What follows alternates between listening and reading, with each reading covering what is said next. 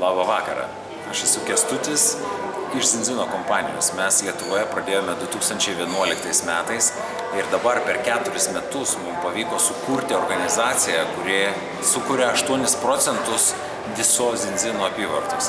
Tai mes turime augantį didžiulį perspektyvų labai verslą. Mes dirbame New York'e, Čikagoje, Orlando, Latvijoje, Lietuvoje, Lenkijoje ir kitose šalyse.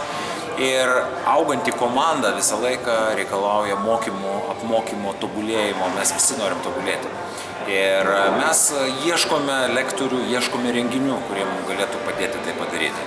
Ir vienas iš lektorių, kurį mes pasikvietėm, tai buvo Donatas Brikas ir aš iš pradžių buvau šiek tiek įsibaiminęs, kas čia bus ir kaip čia bus. Tačiau turiu jums pasakyti labai nuoširdžiai atvirai, aš buvau šokiruotas gerąja prasme.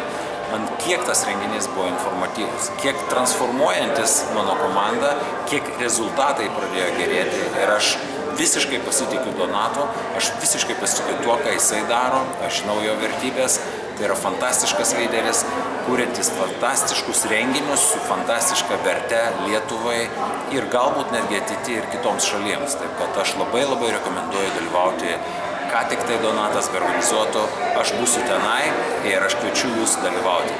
Ačiū labai ir iki pasimatymo renginiuose.